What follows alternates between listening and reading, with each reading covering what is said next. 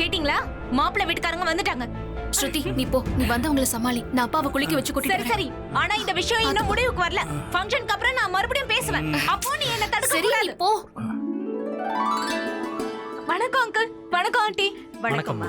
வாங்க வாங்க உள்ள வாங்க. வணக்கம் ஆண்டி. ரொம்ப அழகா இருக்கேம்மா. Thank you. நல்லா இருமா.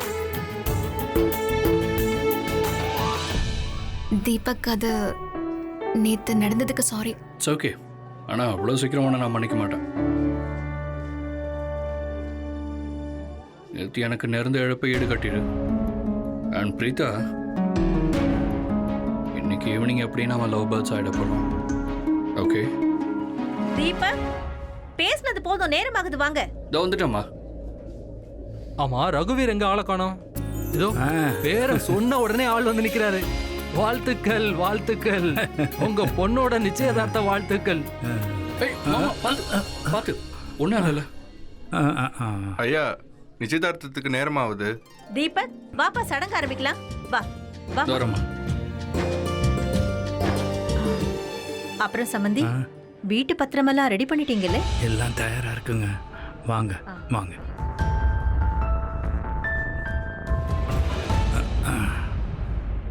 இதோ இதோ இருக்கு பத்திரம்.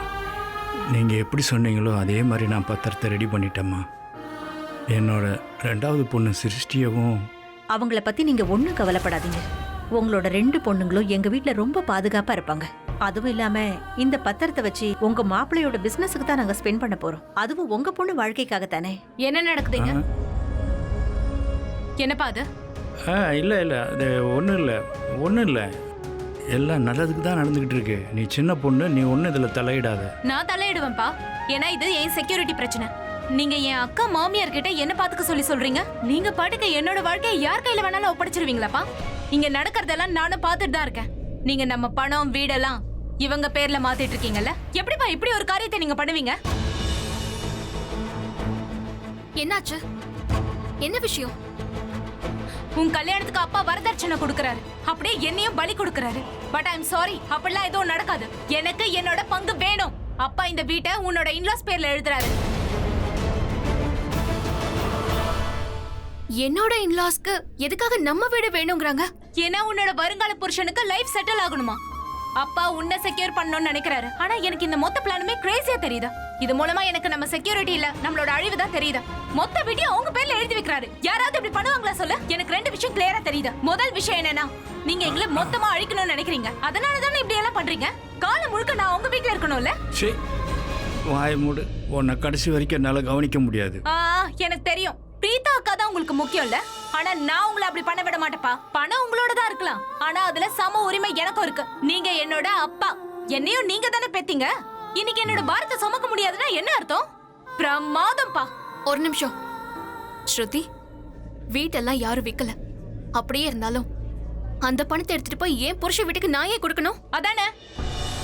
தீபக், இந்த விஷயத்தை பத்தி உனக்கு முன்னாடியே தெரியுமா? இங்க பாரு பிரீதா, நான் சொல்றது கேளு. நான் உனக்கு சிச்சுவேஷனை புரிய வைக்கிறேன். என் கேள்விக்கு முதல்ல பதில் சொல்லுங்க. இந்த விஷயம் உங்களுக்கு முன்னாடியே தெரியுமா தெரியாதா?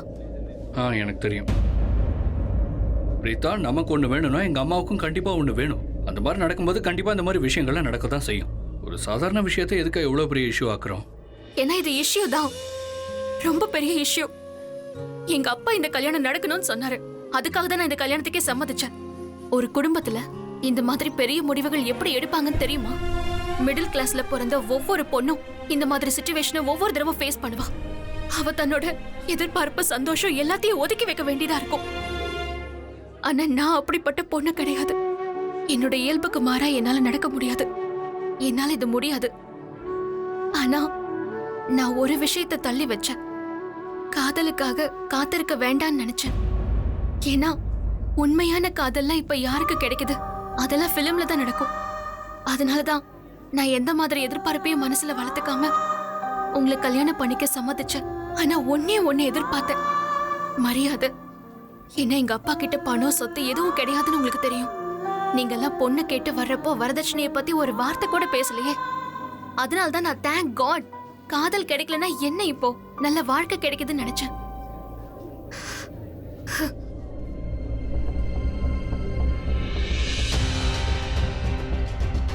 குற்றாலத்துல ஒரு கிராமத்துல ஒரு பொண்ணை எரிச்சு கொன்னு இருக்காங்க. ஏன்னா அவங்க அப்பா வரதட்சணை கொடுக்கல. பீகார்ல 2 பொண்ணுங்களை ஒரு ரூம்குள்ள அடைச்சு வச்சிருந்திருக்காங்க. வேலைக்காரி மாதிரி நடத்திருக்காங்க. அவங்க 2 பேரையும் ரூம்குள்ள வச்சு சித்திரவதை பண்ணிருக்காங்க. ஏன்? பொண்ணுங்களுக்கு மதிப்பும் மரியாதையும் கிடையாது. அந்த மதிப்பும் மரியாதையும் வரதட்சணைக்கு தான். ஆனா நீங்க என்கிட்ட வந்து என்ன காதலிக்கிறதா சொன்னீங்க. வரதட்சணையா எங்க அப்பா கிட்ட இந்த வீட்டை கேட்டிருக்கீங்க. உங்க காதல் வியாபாரம் ஆயிடுச்சா?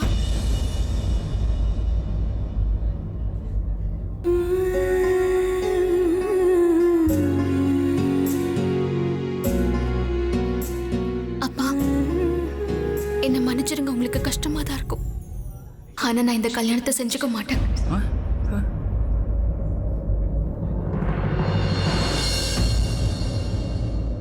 என் மேல காதலே இல்லாத ஒருத்தரோட, என் ஃபீலிங்ஸ்க்கு மரியாதை கொடுக்காத ஒருத்தரோட வாழ்க்கை பூரா வாழ்ந்த என்ன பிரயோஜனம்ப்பா?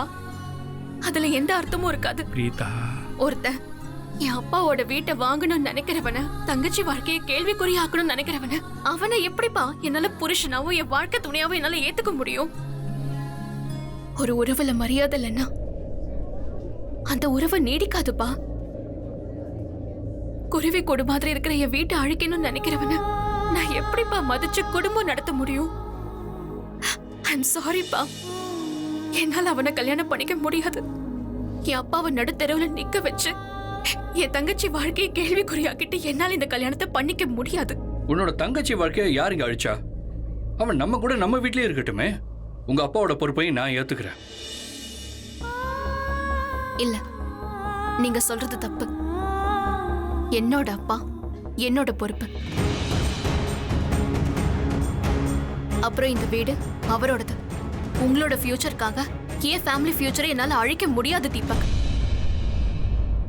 எனக்கு நல்லா தெரியும், ஒரு பொண்ணோட நிச்சயதார்த்தம் நின்னு போச்சுன்னா இந்த உலகம் 4 விதம் பேசதான் செய்யும். அவ பேரை கெடுத்து அவளை அசிங்கப்படுத்ததான் செய்யும். அதுக்கப்புறம் அவளுக்கு கல்யாணம் ஆகுமான்னு கூட தெரியாது. அதுக்காக நான் என்ன பண்றது? இந்த உலகம் என்ன அப்படி பேசுங்கிறதுக்காக உங்களை கல்யாணம் பண்ணிக்கணுமா? இவ்ளோ நடந்ததுக்கு அப்புறம் என்னால நிச்சயமா உங்களை கல்யாணம் பண்ணிக்க முடியாது. என்னோட இந்த முடிவை என்னை எங்க கொண்டு போய் விடும்னு எனக்கு தெரியாது. என் வாழ்க்கை என்ன ஆகும்னு எனக்கு தெரியாது. ஆனா ஒண்ணு மட்டும் எனக்கு நல்லா தெரியும். ஒரு பொண்ணுக்கு கல்யாணம் ஆகும்போது தனக்கு வரப்போற கணவரை தான் குழந்தைங்களோட அப்பாவா தான் பாப்பா.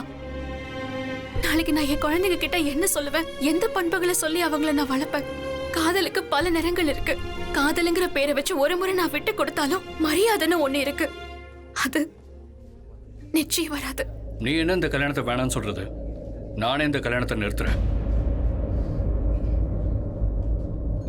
சும்மா குடும்பம் டேலாக் அடிச்சிட்டு இருக்க. உன் குடும்பம் ஒன்றும் இங்க ஒழுங்கு இல்ல. உன் அப்பாவை திரும்பி பாரு. நேரா நிக்க கூட முடியல அவரால். ஏதோ உங்ககிட்ட ஒரே ஒரு வீடு இருக்கு, அதையும் கொடுக்க மாட்டேன்னு பிடிவாதம் பிடிக்கிறீங்க. இதை கொடுத்து எங்களுக்கு ஹெல்ப்பா பண்றீங்க. தள்ளி காசு கூட. ஒரு நிமிஷம். என்னோட வீட்டுக்குள்ள நின்னுக்கிட்டு என் ஃபேமிலியவே இன்சல்ட் பண்ண நான் விட மாட்டேன். இந்த கல்யாணம் நின்னு போயிடுச்சு. நான் தான் இதை தடுத்து நிறுத்தினேன். புரிஞ்சதா? ஆமா, போலாம். வாங்கப்பா. தீபக், தீபக் தம்பி, ஒரு நிமிஷம் நில்லுப்பா. இப்படி நிச்சயதார்த்தத்தை நிறுத்திட்டு போக கூடாதுப்பா. பிரீதா சொல்றது 100க்கு 100 கரெக்ட். நீ பிரீதாவோட அப்பா கிட்ட இருந்து வரதட்சணைங்கிற பேர்ல ஏதாவது கேட்டிருந்தா நீ பண்ணது ரொம்ப தப்பு. உனக்கு இவளை விட ஒரு நல்ல பொண்ணு கண்டிப்பா கிடைக்க மாட்டாப்பா. மன்னிப்பு கேட்டுட்டு இந்த நிச்சயதார்த்தத்தை நடக்க விடு. தீபக். பிரீதா, என்னம்மா இதெல்லாம்? மாப்பிள்ளை கோச்சிக்கிட்டு போயிட்டா இருப்ப. நீ எதுக்கு தேவையில்லாம இப்படியெல்லாம் அவர்கிட்ட பேசின? தேவையில்லாமலாம் இல்லப்பா. நான் பேசுறது அவருக்கு தப்பாவே படல. அவர் கேட்ட வரதட்சணை கிடைக்கல, அதுதான் அவரோட கோவத்துக்கு காரணமே.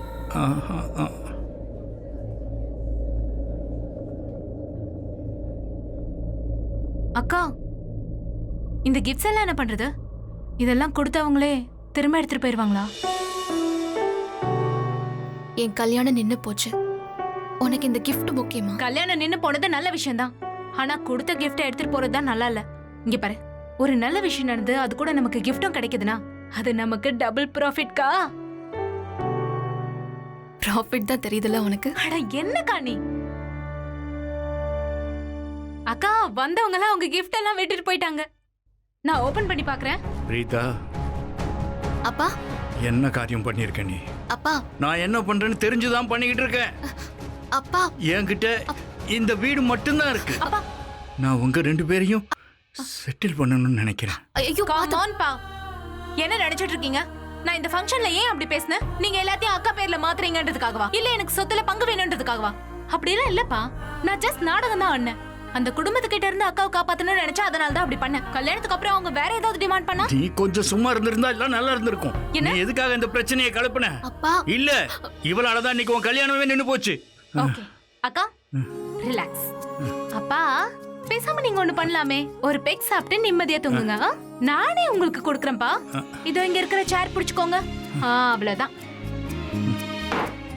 எங்க இருக்கு அந்த பாட்டில்? இங்க தானே ஒளிச்சு வச்சிருக்கீங்க. அதை எடுக்காத, எடுக்காத அதை.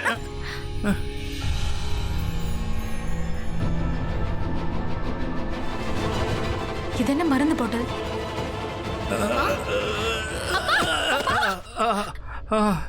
அப்பா என்னாச்சு? அப்பா அப்பா என்னாச்சு? அப்பா அப்பா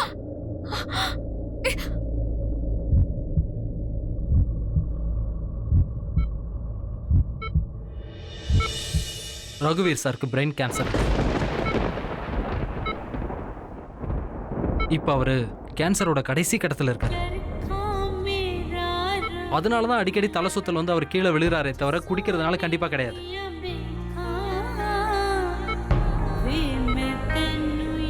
அவர் இங்கே வரும்போது இந்த வியாதியை பற்றி உங்ககிட்ட சொல்ல வேணாம்னு சொல்லுவார். அண்ட் ட்ரீட்மெண்ட்டும் எடுத்துக்கிட்டு இருந்தார். அவர் கடைசியாக இங்கே ட்ரீட்மெண்ட்டுக்கு வரும்போது நான் அவருக்கு 3 மாதம் தான் டைம் கொடுத்தேன். இந்த ரிப்போர்ட் 3 மாதத்துக்கு முன்னாடி எடுத்தது. 3 மாசத்துக்கு முன்னாடியா?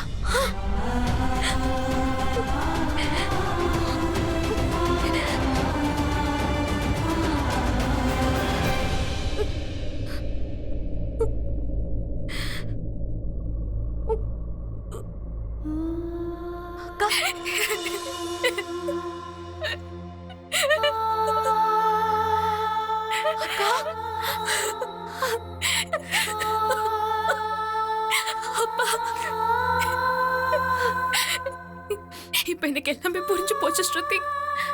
அப்பா ஏன் என் கல்யாண விஷயத்துல அவசரப்பட்டாருன்னு எனக்கு புரிஞ்சிருச்சு. தீபக் என்ன கல்யாணம் பண்ணிக்கிட்டா கல்யாணத்துக்கு அப்புறம் உன்னையும் என் கூட அனுப்பி வைக்கணும்னு நினைச்சிருக்காரு. என் புகுந்த வீட்டுக்கு உதவி பண்ற மாதிரி நம்ம 2 பேரையும் பத்திரப்படுத்தி அவர் நம்ம 2 பேரையும் விட்டு பிரியணும்னு நினைச்சிருக்காரு. இது எதுவுமே நமக்கு தெரியல.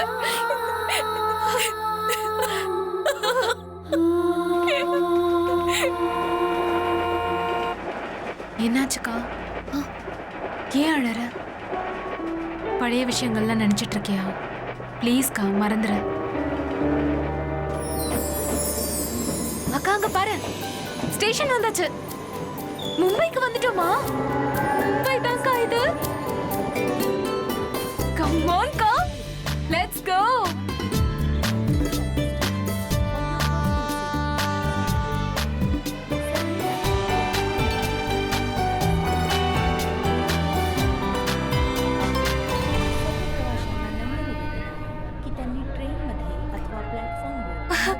வந்தாச்சு.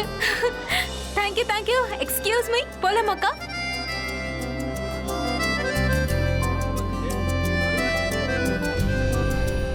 இப்போ கொஞ்ச நாளைக்கு முன்னாடி நான் எவ்வளவு சந்தோஷமா இருந்தேன். என்னோட ஊர்ல கல்யாணம் பண்ணி குடும்பத்தோட சந்தோஷமா இருக்க போறேன்னு நினைச்சேன். ஆனா இன்னைக்கு என் தங்கச்சியை கூட்டிட்டு இப்படி முன்ன பின்ன தெரியாத ஊருக்கு வந்திருக்கேன். இங்கிருந்து எங்க வாழ்க்கை எங்களை எங்க கூட்டிட்டு போக போகுதுன்னு எங்களுக்கே தெரியாது. எங்க தலையில என்னதான் எழுதியிருக்கோம்.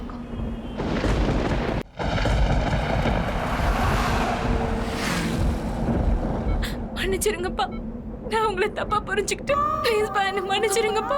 எங்க 2 பேராலையும் நீங்க இல்லாம வாழ முடியாதுப்பா. எங்களுக்காக நீங்க உயிரோடு இருந்துதான் ஆகணும். நம்ம 3 பேரும் ஒரு அழகான சின்ன உலகத்துல இருக்கும் போது நீங்க மட்டும் பாதிலேயே போயிட்டா எப்படிப்பா? அது உண்மை கிடையாதுமா. நான் போனதுக்கு அப்புறமா நீங்க 2 பேரும் அனாதையா இருக்க மாட்டீங்க.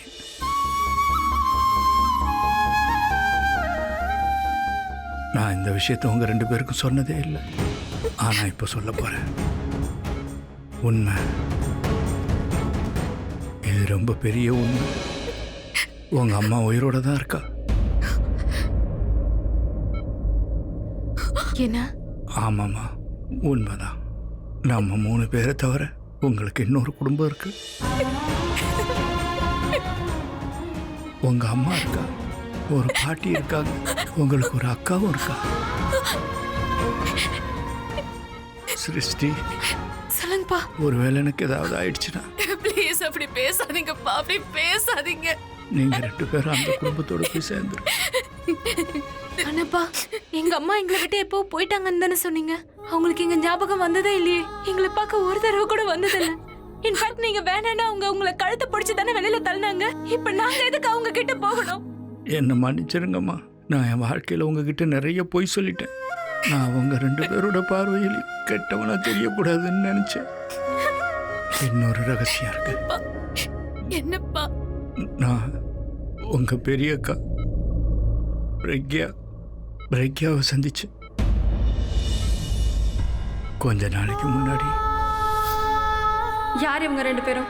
பிரக்யா, நான் ஏற்கனவே உங்ககிட்ட சொன்னேன்ல, நான் என் 2 பொண்ணுங்களோட இங்கே வாழ்ந்துக்கிட்டு இருக்கேன்னு. இவங்க 2 பேரும் உன் தங்கச்சிங்க. உங்கள் 2 பேருக்கும் அக்கா. உங்கள் 2 பேரையும் மாதிரி அவளும் ரொம்ப நல்லவ. அவள் தான் அவங்க 2 பேரையும் இனிமேல் பார்த்துக்க போகிறாள். மாமா, உங்கள் முன்னாடி உங்கள் பொண்ணு மட்டும் நிற்கலை, மொத்த குடும்பமும் இருக்கு. நீங்கள் நினச்சிங்கன்னா உங்கள் தவறுகளை இப்போ கூட திருத்திக்கலாம் இல்லையா? அவள் உங்க 2 பேரையும் என்னை விட நல்லா பார்த்துக்குவா.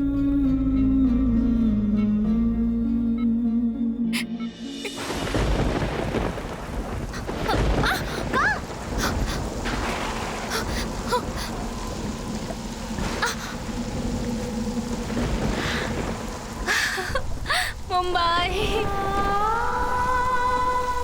இந்த வானிலை மாதிரியே எங்க வாழ்க்கையும் திடீர்னு மாறிட்டே இருக்கு. கொஞ்ச நேரத்துக்கு முன்னாடி வானம் நல்லா இருந்தது, ஆனா இப்போ மழை பெய்யுது. அப்பா என்கிட்ட கொடுத்த அந்த அட்ரஸ் எங்க? இதோ இருக்கு. இதை ரொம்ப பத்திரமா வச்சுக்கம்மா. இதில் நான் உங்க அம்மாவோட அட்ரஸை எழுதியிருக்கேன். இது ரொம்ப நல்லா இருக்குப்பா. நேத்து வரைக்கும் எங்களுக்கு அம்மான்னு யாரும் இல்ல. இப்ப திடீர்னு என்னென்னமோ சொல்றீங்க. I'm sorry. என்னால இதெல்லாம் ஒத்துக்க முடியாது. சிருஷ்டி, வா. வேண்டாம்மா, வேண்டாம். எப்படி பிடிவாத பிடிக்காது. அவ உன் அம்மாங்கிறது தான் உண்மை. இல்லப்பா. நான் தான் உங்க 2 பேரையும் உங்க அம்மா கிட்ட இருந்து பிரிச்சு கொண்டு வந்துட்டேன். இல்லப்பா. ஆனா இந்த விஷயம் உங்க 2 பேருக்கும் தெரியக்கூடாதுன்னு நினைச்சேன். ஆனா நீங்க 2 பேரும் உங்க அம்மா கிட்ட போய் தான் ஆகணும். அதாம்மா அவங்க 2 பேருக்குமே நல்லது. வீட்டை வித்துடுறேன். வீட்டை வித்து கிடைக்கிற பணத்துல ஐயோ இல்லப்பா. அந்த பணத்தை நீங்க 2 பேரும் செலவுக்கு வச்சுக்கோங்க. பிரீதா, எனக்கு சத்தியம் பண்ணு. உங்க அம்மா பாப்பான்னு சத்தியம் பண்ணு. அப்பா சத்தியம் பண்ணுமா? சத்தியம் பண்ணு.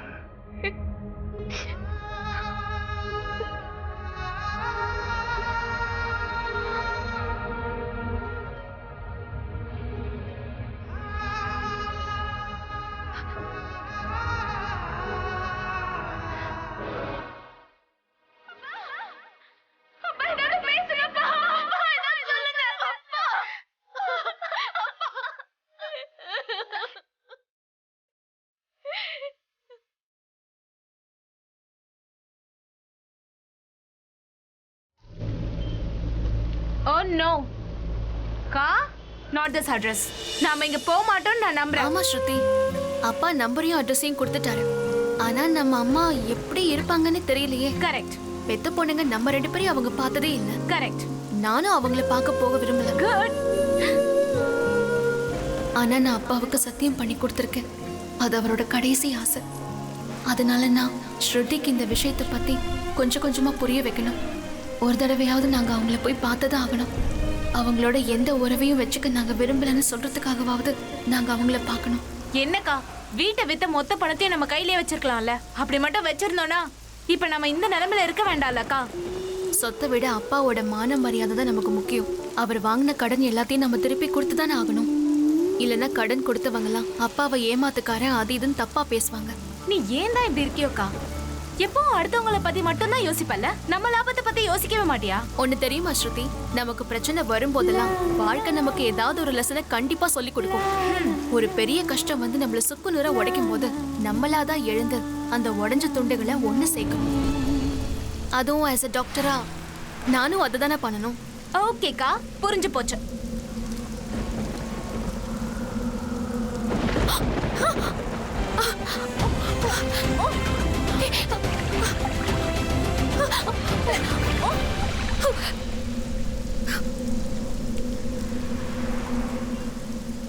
ஒரு கடைசி அட்ரஸ், பேருக்காகவாத உறவுன்னு ஒருத்தவங்க இருந்தாங்க.